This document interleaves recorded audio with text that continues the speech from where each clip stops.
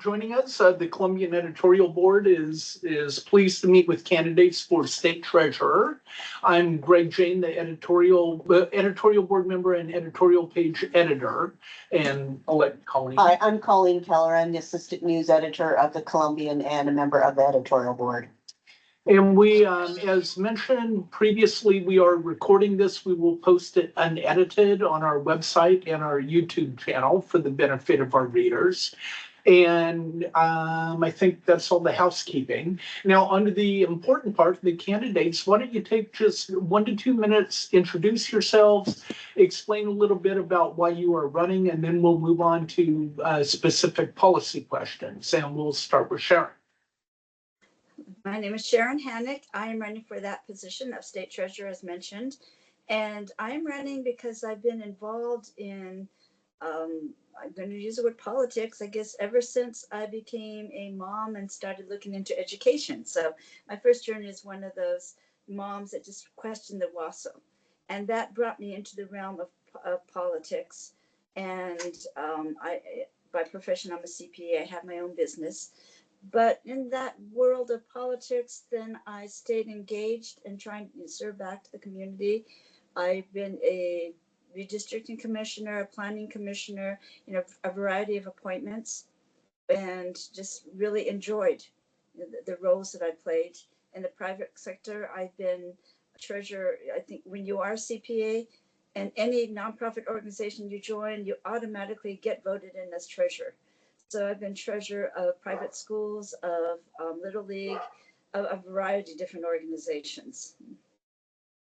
And now I'm here in this major role of state treasurer. I did run before, 12 years ago. I was the write-in candidate that made it to the general election. Okay, for state treasurer. For state treasurer, correct. Okay, great. Well, thank you. And again, thanks for joining us. Mike? Great. My name's Mike Pellicciotti. It's good to see all three of you again. It's obviously I've served as state treasurer since 2021. I really enjoy this job. I think it's the best job in state government, and we're showing really how we can promote good government in this role. And I'm really proud of the work of the office. I feel like it's been well managed. We've sent an extra $1.8 billion over the next 4 years to the state of Washington through our state investments. An extra $3 million more a day to local governments, because our interest returns for local governments is 50 times what it was compared to 2021. We've refinanced our existing bonds and debt to return over $580 million back to the people that was otherwise being wasted in Wall Street interest payments. U.S. News and World Report this year rated Washington State #1 in the nation for long-term fiscal stability. Our pensions are now one of the best funded in the country. And we're doing just a lot of things well in ways that make a big difference in the lives of the people of the state of Washington. And what I'm also proud of is how this position is really focused on a lot of the local needs, especially in Vancouver, whether it's been legislation our office has put forward to allow for economic development and further expansion of the waterfront in Vancouver through our TIF legislation.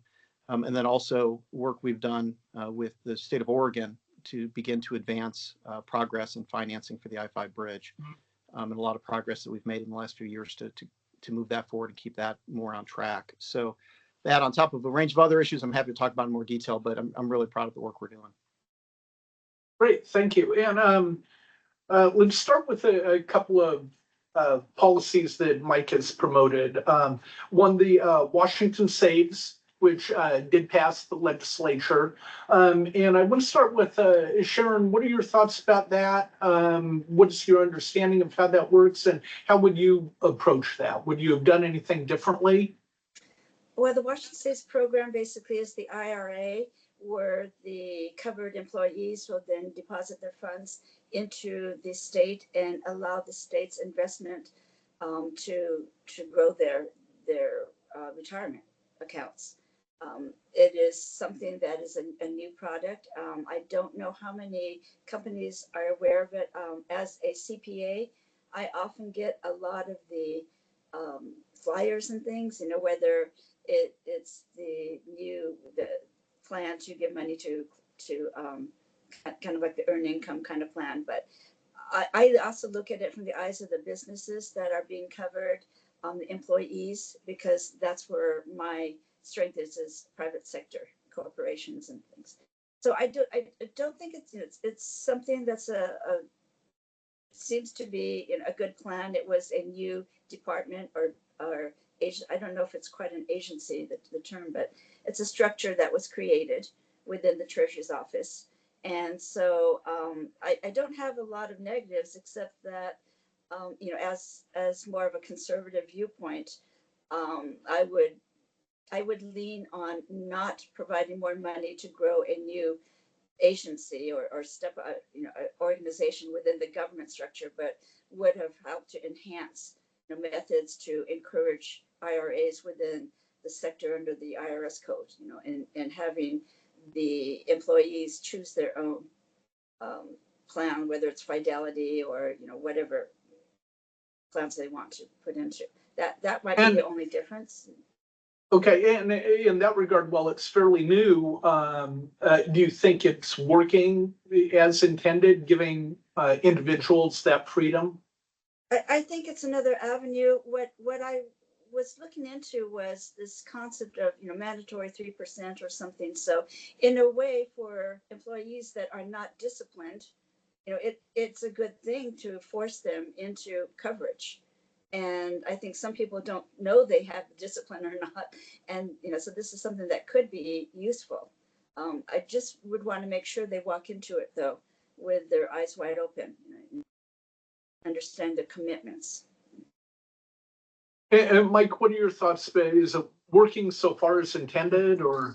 Well, actually, I think those are all actually very thoughtful questions by Ms. Hanek related to it. These were a lot of things where we obviously have been focused on in its development. So the program itself will not start until 2027, and part of that delayed implementation is the opportunity for the Washington Saves Board to address actually some of the questions being raised. One thing I do want to clarify is obviously it's not required that anyone participate in the program. Right. It is an opt-out, and so someone would be included unless they opt out. But they can. The board will be meeting to address a lot of these issues. So I don't want to get too far ahead of the board, but the board has the discretion, and I think would act on either allowing the individual member, the employee, to set whatever rate they want to, or no rate at all if they don't want to participate. And then one of the things also that I appreciate her comments on is this investment is going to be slightly different than some of the other investments in our state, in that they will be handled by private entities. So because there are economies of scale that have been set up with other states, about nearly a little over a dozen other states that have set up similar programs, we're able to actually set up kind of intergovernmental partnerships with existing private investment firms who will be able to invest it. Obviously, this is portable. Money belongs to the people. It's not the government's money at all. The government is simply facilitating the setting up of the program. So I do appreciate the questions she raised, because I think those are the questions that the board will ultimately be sorting out. I will also point out right now, it will actually be in the Department of Financial Institutions, which will be housing at least the board during the creation of the next couple of years while the board is hashing out these issues. And I will be a member of the board per the legislation. Yeah, and then what is the status of the future fund? Have you gained any traction on that, and what are your thoughts on that? Yeah, well, like I said, I'm proud of the bipartisan co-sponsorship of that bill, including by great legislators in the Clark County area. It's obviously the prime sponsor in the House is Representative Stonier. Number 2 on the bills is Representative Paul Harris, potentially Senator Paul Harris. Obviously, Senator Ann Rivers has also been a co-sponsor of this legislation, as has other Republican as well as Democratic legislators in the Clark County area. So, as you know, we're going to a new legislative session in January. We will have to reintroduce the bill since it's a new biennium. So we'll be going around seeking co-sponsorship. Obviously, if Paul Harris ends up in the Senate, I guess he would no longer be on the House version. We'll come back to him in the Senate, and depending on how that plays out with other folks. But we plan to reintroduce this legislation. I believe it's critical to deal with issues that we know we will be facing decades from now as a state treasury. And whenever you can set money aside, allow for it to be invested in the private markets in the meantime, allow for that money to grow, be invested in the economy, be money that is not being spent now by the legislature in order to meet these future needs, I think is critical for the security of our state treasury, but also is absolutely imperative to give access to everyone in our state to the chance to reach their full potential when they're at adulthood and not face the capital barriers that often deny access to vocational, educational, other opportunities, often being able to do the pre-apprenticeship programs that allow people to do apprenticeship opportunities because they don't have the capital access and they can't take 3 months off to go without income doing a pre-apprenticeship program. So I think it's an important step forward, but it's the only thing we can do with a long-term view. So I'm looking forward to reintroducing that legislation. Sharon, what are your thoughts about that proposal? Is that the role of government or should it be up to individuals? I think the role of government, again, is not necessarily to spend money to create money. If it's something that can be invested in government programs that can grow it. But I would pretty much say that the concept of funding for the future is alongside, is this the baby bonds? Is that kind of a side-by-side concept? It's the parameters again. The concept is good, but what are you going to be funding for and for what purposes? And when you're saying you're going to be funding or helping to provide a future use of some monies, for who, for what purpose, has it been realistically determined?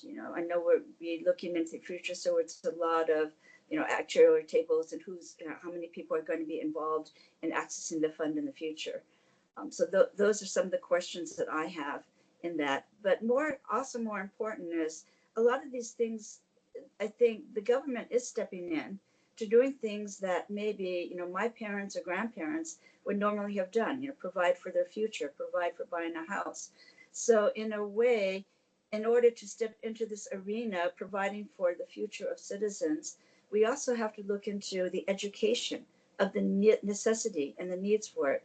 Again, it's more of a financial program, and we have that for K-12, but expanding it to even young adults and even retirement, helping them understand the concepts of money. Just what is compound interest and some basic factors. Because even if we introduce these programs, are they going to be used when we have a population that may not be aware or understand how they can use these programs?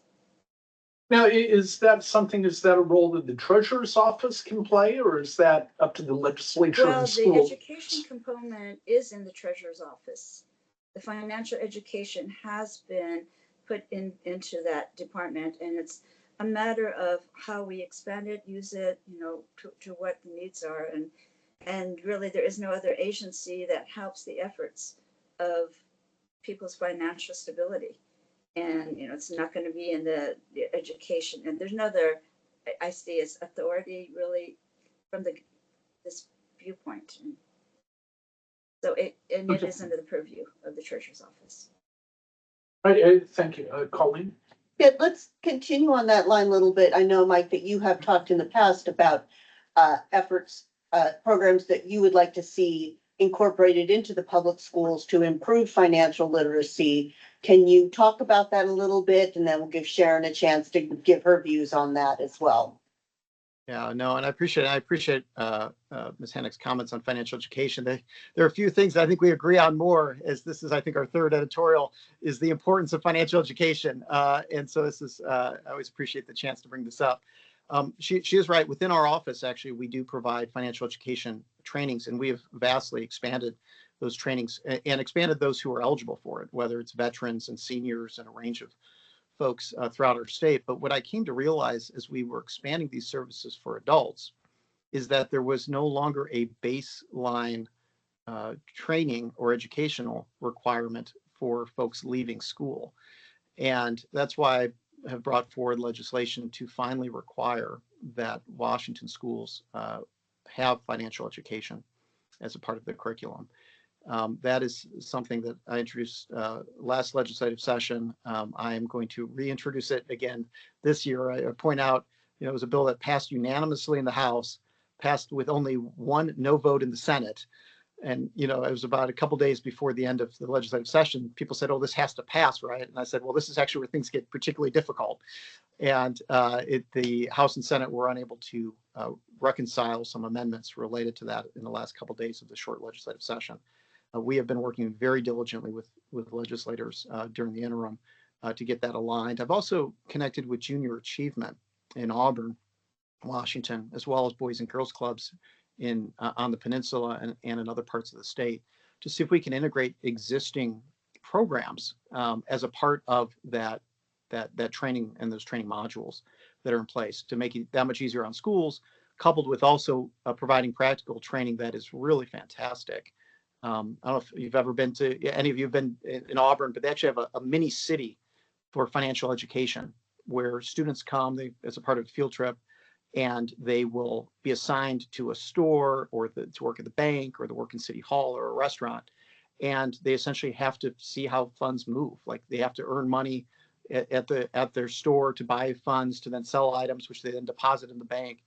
And I think the more we can integrate a lot of those existing programs into curriculum, but require it finally in our state, will be a major step forward.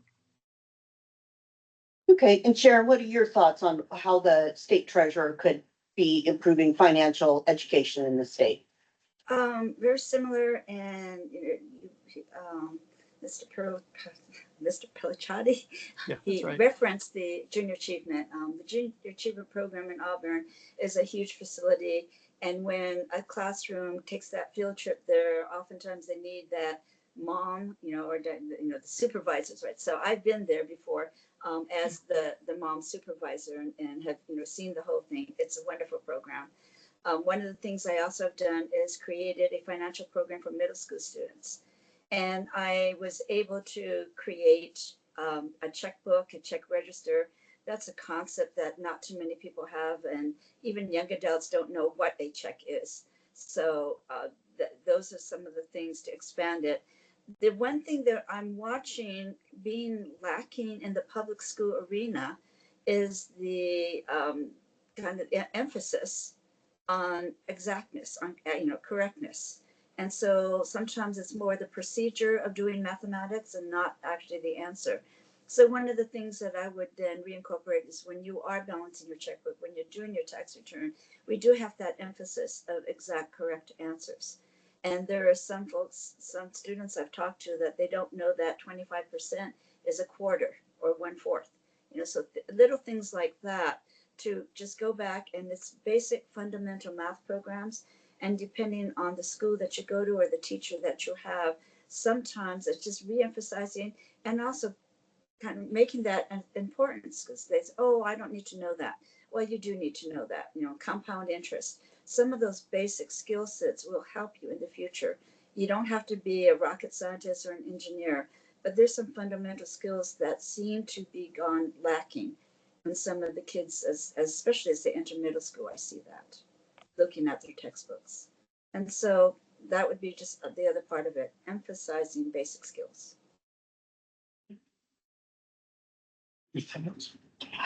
Yes, just switching gears a little bit. I am just a little bit curious, Sharon, on your website, you said in your statement that I will be the accountant treasurer. Could you explain a little bit on what precisely you mean? Meaning that as a CPA, when I set up a business and I'm looking at internal control accounting systems, or when I have a client that I'm doing an audit on, I am looking at the internal control accounting system. So that is a lot of my way of thinking. I think I put down, I don't know if I use the word challenge or, the system in some way. It's really not challenging. It's that when I see a system, I'm going to be adding up the numbers to make sure everything adds up and everything balances. And the example I use is I was working with some legislators on a transportation, just going through some numbers and analysis on the transportation budget. And I went to the Office of Financial Management, the LEAP program, looked at their numbers, and it did not add up. So I, took the calculator and added it up. It was not adding up. So I just called OFM, and by the afternoon they had fixed it. I don't know, it wasn't probably severe. It could have been a typo or something was wrong, but it didn't add up. So that's what I mean by the way my thinking process is that I do want to make sure everything balances. I do want to make sure there are checks and balances. There, a simple check and balance would be someone looking at the credit card accounts of various government agents, employees, and just having a staff member in that agency or in that department that just every now and then reviews the credit card account, because if that's apparently not being done, and there are government employees that are using it for personal use way too much. Moses Lake is one example where they're having an issue with one of the top leadership of misusing the credit card. So that's where I say the accounting skill is really the accounting way of thinking, checks and balances, and making sure that we have a good internal control system for every state agency. That is being followed. I believe the system is in place. It's just not being followed. And Okay, audit Mike, reports do you, show that. okay. And Mike, do you have a response or whatever to that about this checks and balances? Well, sure. I mean, there's lots to unpack there, and obviously, it's important to recognize that which is within the role and authority of the state auditor. And obviously, the state auditor has access to other state agency internal books that the Treasurer's Office legally does not. We are unable to access the other books, nor do we have any enforcement authority. That is the legal authority, and the only legal authority rests with the state auditor related to that, and in terms of setting those controls. But I definitely agree that we need to be doing everything we can to make sure that funds are protected wherever they are. Now, I will point out first, for the funds that we do an accounting for, which is kind of the state bank functions, and that which is within the Treasurer's Office. Actually, just this week, we were recognized by the National Government Financial Officers Association with their excellence in reporting, which they awarded us just this week due to the work we do in the Treasurer's Office. But as it relates to these other agencies, she was mentioning the Governor's Office of Financial Management or other either state or governor-led agencies. I mean, these are things that are absolutely critical that those agencies are being held accountable when there are issues that are not working, and that in which that the state auditor is able to uncover, or importantly, that there are controls set up by those individual state agencies before an auditor has to come and identify that there's been an issue or a problem. And so I think those are all important points to make. One of the things that our office actually has been doing is we have had trainings with all of the finance officers in other state agencies to make sure they are fully aware that they are the agency head who is responsible for those particular issues. Because I think it's very easy for government to look to other government for where things aren't working. It's very important that the individual agencies are held accountable when things aren't working right. Okay. Now, along those lines, kind of, Sharon, how would you assess how should voters assess whether or not the treasurer is doing a good job? What makes for a good treasurer?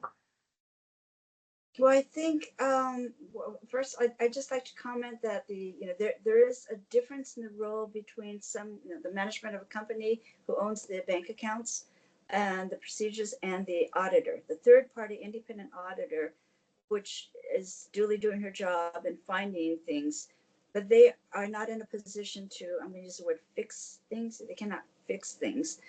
It is not their role, and in order to maintain their independence, they have to have a standoff, a hands-off ability, and allowing the state agencies to fix it themselves. And that's where I feel that having someone that understands those accounting structures and systems can provide leadership.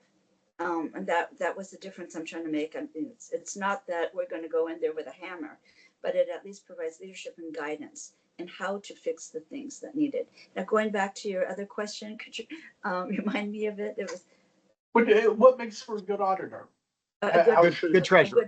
A good treasurer. Oh, I'm sorry. So much auditor talk. So, What makes for a good treasurer? It's the understanding of the fiduciary duties, and that's one thing, where you are separate from the management that's doing the system, but yet at the same time, kind of, the buck stops here, where if there is something flawed in the system, it could reflect, because you are in charge of securing, you are saying to the public, I am the bank, I'm the security of all the monies. So with regard to the wonderful rules we had, when I looked at the investments situation 12 years ago, it is in a much better place today. So we don't have an issue with those, but it's maintaining that high level of accountability to the taxpayers, both in the investments and in the borrowing activities. And so when you are doing well, I thought, well, what is it that we could be missing? And that was the financial mismanagement. I'm going to use that word because we are seeing that there are holes in the system. And I think it's the taxpayers that, I think that the treasurer or whoever's in charge of the money, the cash flows, ultimately should have a role in making sure to the taxpayers that there is transparency and security in the funds. Now, have you ever overseen a large organization or helped to manage billions of dollars? Not billions, but millions. So I have Okay. had clients that have had millions of dollars and help them. As a independent CPA, again, I'm more of that third party. And so I don't go help them make the decisions. What they would do is they would say, I have alternative decision A or decision B. What should I do? And that's where I would come in and say, if you do A, this is going to happen. And if you do B, this is going to happen. So that has been my role traditionally when I work with accounts. I don't run the business. Again, it's like I don't run agencies, but I am in a capacity to advise them and help them make their decisions. Now, Mike, how large is the treasurer's office? Well, in terms of people or in terms of money? Both. Or both? Both. So in terms of people, we're about 70 people, which is one of the smaller state agencies, but they do a lot of great work. Obviously, in terms of banking services, in terms of transactions that for the banking services, we're handling about $1/3 trillion a year related to just the banking cash flow for the state. And that's, again, the money once it reaches the Treasury and leaves the Treasury back to individual agencies. In terms of the bond issuances, it's about $22 billion of existing bonds that our office manages. It's part of the refinancing that we've done related to those bonds to save money for the people of the state of Washington. And in terms of investments, just those funds that are invested by me as state treasurer, it's over $35 billion. So that includes both state funds and local funds. And those are the funds that are all performing very well. Again, 50 times return on the local funds that we're investing. It is an extra $1.8 billion just in new interest earnings over the next 4 years for the state funds that we're managing.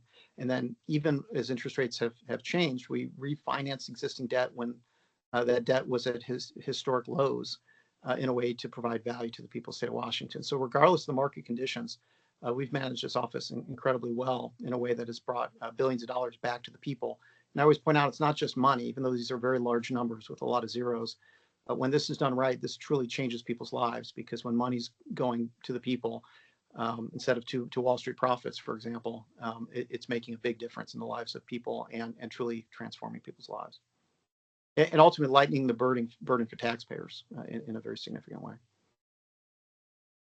Now, and given that, Sharon, is there anything you would have done differently as far as managing? Oh, and I'm sorry, before, Mike, is that a result of the treasurer or the state investment board? Well, so the investment board's a totally different pot of funds. I did not mention that. That's about Okay. $200 billion that I'm one of 15 board members of. Right. I don't speak on retirement funds. So that also includes L&I, and would also include a Washington Future Fund when we pass that, and some other funds related to that. So that is a totally separate pot of money. So all the fund returns I was talking about are the state funds and the local funds that the Treasurer's office manages, over $35 billion. Okay. The other pot, which is the $200 billion, which is invested by the State Investment Board. Obviously, I serve on that board as well, but I don't speak on their behalf because I'm not the chair of that board. Right.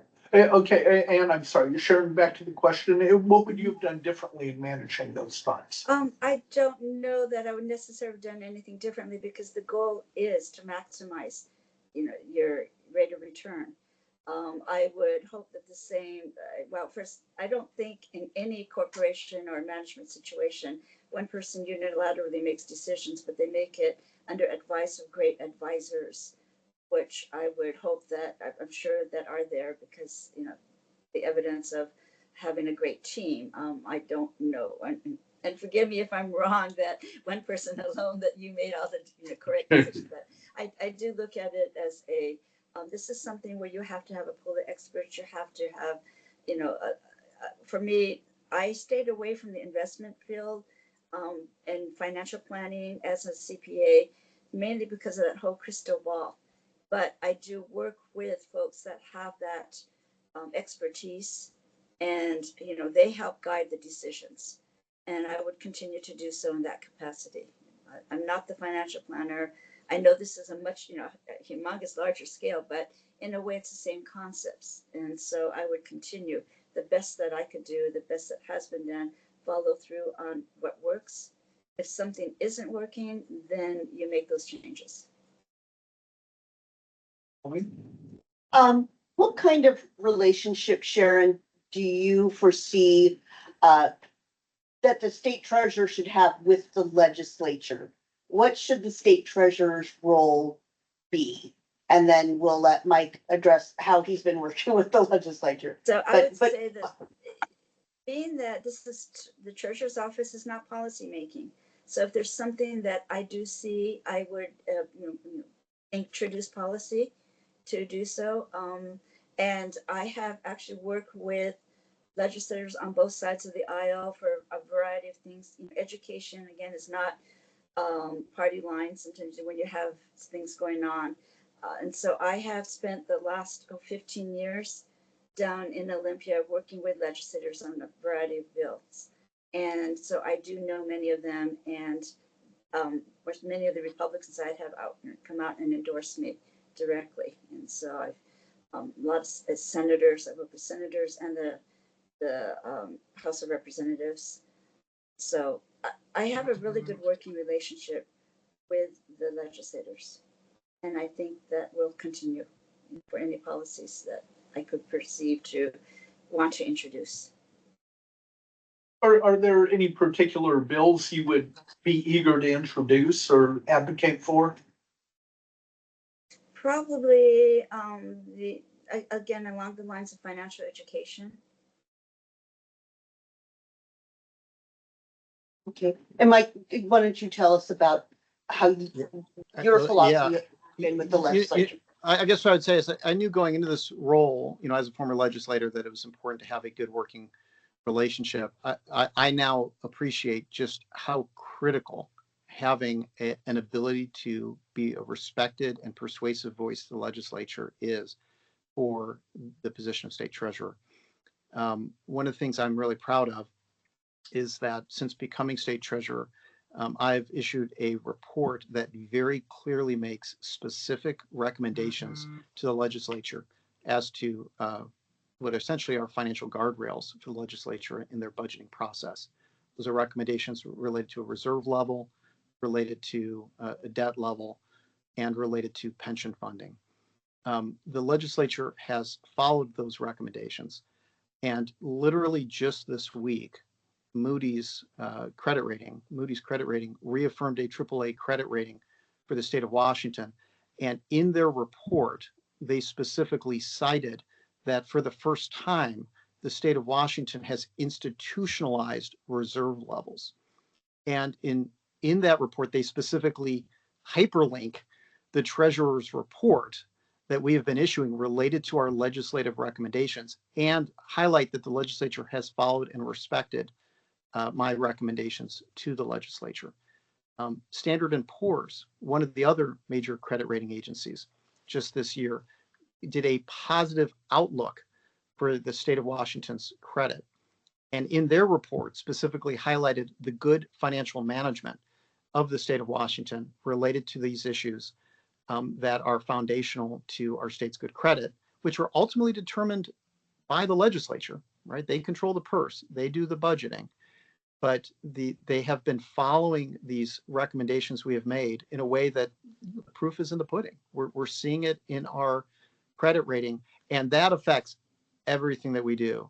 And it's incredibly important on a range of issues, including for local governments, because of some of the roles we play in supporting local government financing as well. One thing really quick, what role can the state play and can the treasurer's office play regarding the replacement bridge and the financing for that, and where do we stand on that? And let's start with Mike. Well, it's one of the things I've been working diligently on for the last few years. Nearly every trip I take to Clark County, and I get down there a lot, I make an effort to meet with the Oregon State Treasurer on this issue. And we've actually made significant progress over the last year, because one of the challenges that was in place was a lot of the financing modules and mechanisms in Oregon on the transportation financing side are quite different than what exists here on the Washington side. And that has created a bit of a roadblock that I don't think folks realized is a roadblock for many years, but was really a logjam that inhibited our ability to move forward as a part of a financing plan. I'm very pleased and have welcomed the fact that the governor of Oregon now has specifically indicated that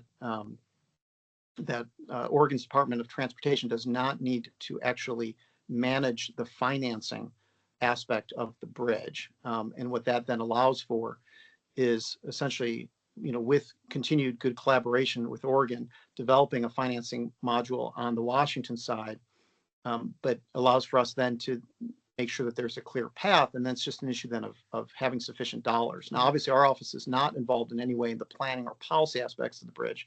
Many of those issues you've covered very closely over the years. That will be between the legislatures, between Oregon and Washington. But my focus has been doing everything that we can to remove any of those financial and bureaucratic differences between the states that could impede our ability to move forward. And that has included moving forward with certain financing plans that would allow for long-term federal financing as well, that would save this joint project some money. So I very much welcome the good work of Representative Gluesenkamp-Perez and the additional billions of dollars that she's brought in. Obviously, Oregon made incredible progress this last legislative session by putting their $1 billion toward this effort, as well as for the first time authorizing potential financing from other means of getting money to the bridge. And then obviously our state last year, or the previous year, put the $1 billion of funds that are at least dedicated through the Climate Commitment Act for the $1 billion share that Washington needs to put forward. So this has been one of the most challenging things I've ever had to navigate. But my commitment has been remove anything in which our office could possibly help in removing a barrier to having the financing on track. And I think now what we're seeing is the money actually starting to be put in place, and those policy issues need to be addressed next to figure out the full dollar amount on the bridge. Great, thank you. Sharon, what are your thoughts on that? It's interesting because 12 years ago when I was running for state treasurer, that this was the hot topic of the day in Vancouver at that point in time as well. It's still is. I had looked at it 12 years ago as well. I kind of dropped off over the in between years, but there's you're looking at a situation where you've got a major Portland and you've got Vancouver, two major cities.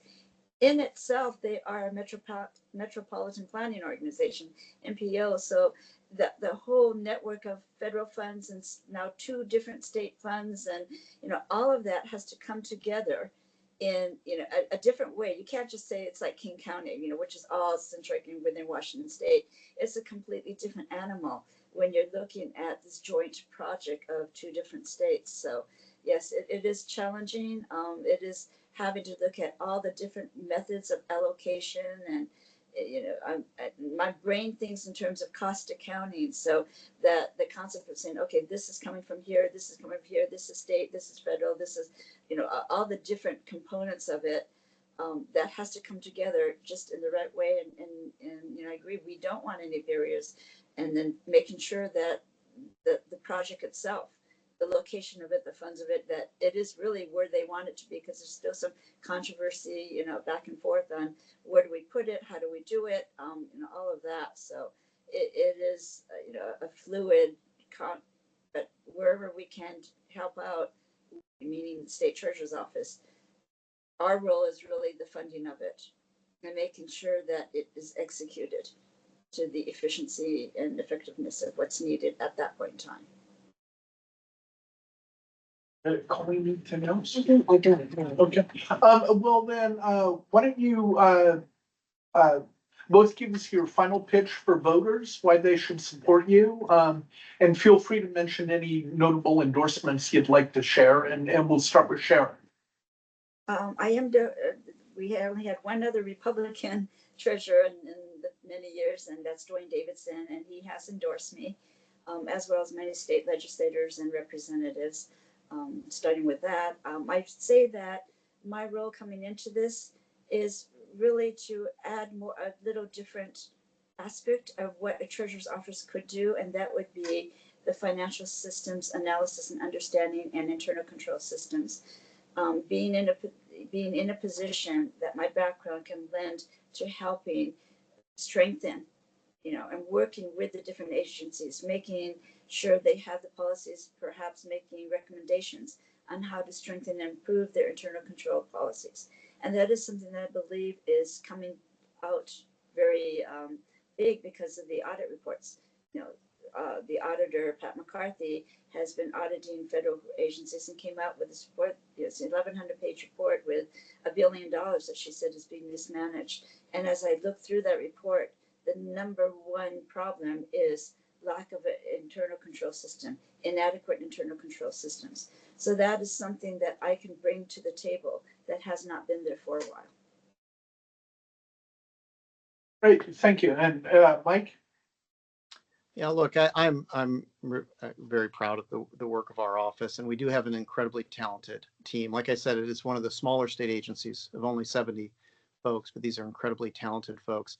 And ultimately, these are investment policies that I create and that I approve, and a range of issues, and as well as making decisions related to the issuance of debt as the chair of the state's finance committee. Yeah, and I'm very pleased with the results. I mean, $1.8 billion in new money over the next 4 years for the state, an extra $3 million more for local governments. In terms of our credit rating, because of the work we've done with the state legislature, they've been following our recommendations, and the proof's in the pudding. We're seeing a positive credit outlook this year from S&P. We've maintained a AAA credit rating from Moody's. U.S. News this year rated Washington State #1 in the nation for long-term fiscal stability. Our pensions are now one of the best funded in the country, and part of that was also my clear recommendation to the legislature to put an extra $250 million toward the underfunded older pension plans, which they followed that recommendation as well. In many ways, I always point out that the power of the state treasurer is only so good as people actually listen to what the state treasurer has to say. Because unlike some of the issues that have been raised today, where like related to state auditor, who actually has enforcement authority, has access to the books, can actually have legal authority to access that information. Treasurer's office is only so good as folks actually listen to what the state treasurer has to say as to the recommendations to the legislature. And they have been following those recommendations in a way that makes a big difference for the people of the state of Washington. I'm also proud of the work we've done to increase transparency and financial transparency in our office. We've created an online transparency portal through our office, which, because most of the financial data does not exist in the treasurer's office, but exists in the agency, in particular agencies, we've realized that is very challenging for folks to be able, Washingtonians to be able to access. So we've created this online transparency portal to kind of bring that all together to make it more accessible for members of the public to access financial data and financial information, even if it's obviously not within our office, which is the overwhelming majority of that which exists. I've made it a practice to get all around the state. I've visited each of our 39 counties, most of the time, multiple times. I've now just this week finished my 60th Rotary in the state, getting to some of the smallest and largest cities to talk about issues that are important. And it's through that I've heard of issues that are important, and we continue to move forward and really show what this treasurer's office can do in a meaningful way. So I'm really proud of the work, and I want to keep it going. Great. Well, thank you. Thanks to both of you for joining us. Thank you. Good to see you all. Thank all three of you. All right. Thanks for your time. Bye.